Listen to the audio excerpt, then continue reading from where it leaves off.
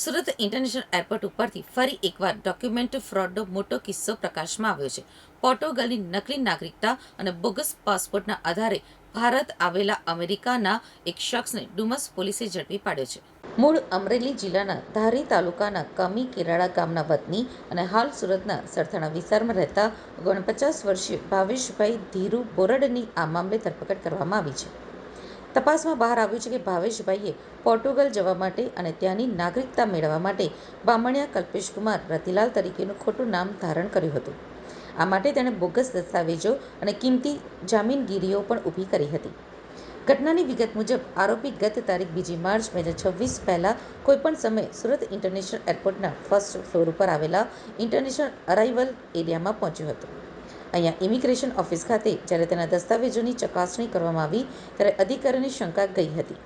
સઘન તપાસ દરમિયાન માલુમ પડ્યું કે તેણે પોર્ટુગલની સરકારની કચેરીઓમાં બોગસ દસ્તાવેજો રજૂ કરી તેની નાગરિકતા મેળવી લીધી હતી અને તેના આધારે મેળવેલ પાસપોર્ટ સંપૂર્ણપણે ગેરકાયદેસર હતો.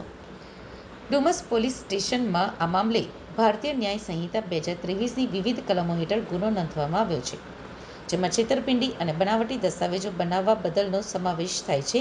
તદુપરાંત ધી પાસપોર્ટ એક્ટ 1967ની કલમ 12(1)(b) મુજબ પણ ગુનો દાખલ કરાયો છે.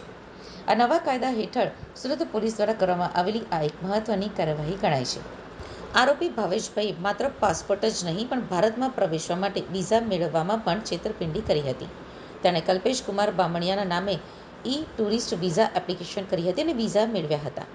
આ નકલી ઓળખ સાથે તેણે મુંબઈ અને સુરત એરપોર્ટનો ઉપયોગ કરી ભારતની સુરક્ષા એજન્સીઓને ગુમરાહ કરવાનો પ્રયાસ કર્યો હતો. આ સમગ્ર કૌભાંડ બાબતે સુંદરાગીરી ચંદનગીરી નામના અધિકારીએ ફરિયાદ નોંધાવી છે. તેમની ફરિયાદના આધારે ડુમસ પોલીસ હવે એ દિશામાં તપાસ કરી રહી છે કે આરોપીને આ બોગસ દસ્તાવેજો બનાવવામાં કોણે મદદ કરી હતી અને એ પાછળ કોઈ મોટું એજન્ટોનું નેટવર્ક કાર્યરત છે કે કેમ. સુરત પોલીસ કમિશનરની સૂચના મુજબ એરપોર્ટ ઉપર સુરક્ષા અને દસ્તાવેજોની ચકાસણી સઘન બનાવવામાં આવી છે. આ કેસમાં પકડાયેલા ભાવેશ બોરડ પાસેથી અનેક ચોંકાવનારી વિગતો મળવાની શક્યતા છે. ખાસ કરીને પોર્ટુગલ જેવા દેશના દસ્તાવેજો ગુજરાતમાં બેસીને કેવી રીતે મેનેજ થયા તે તપાસનો મોટો વિષય છે.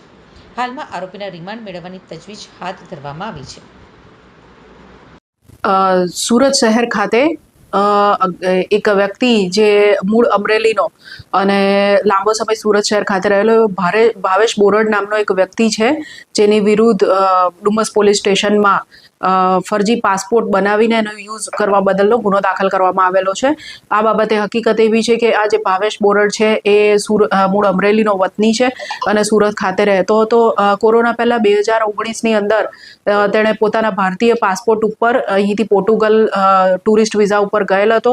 ત્યારબાદ ટુરિસ્ટ વિઝા પૂરા થયા પછી તે લિસ્બન ખાતે રોકાઈ ગયો અને ભારત પરત આવેલ ન હતો. જે પોર્ટુગલમાં રોકાયો તે સમયગાળા દરમિયાન તેણે ખોટા પુરાવા ઊભા કરી અને પોર્ટુગલનો ખોટા ડોક્યુમેન્ટ્સના આધારે પોર્ટુગલનો ત્યાંનું આઈડેન્ટિટી કાર્ડ અને પાસપોર્ટ કલ્પેશ બામણિયા કમલેશ કુમાર રતિલાલના નામે બનાવેલ હતો અને એ જે ડુપ્લિકેટ ખોટો પાસપોર્ટ છે, ફેક પાસપોર્ટ, એનો ઉપયોગ કરીને મુસાફરી કરતો હતો.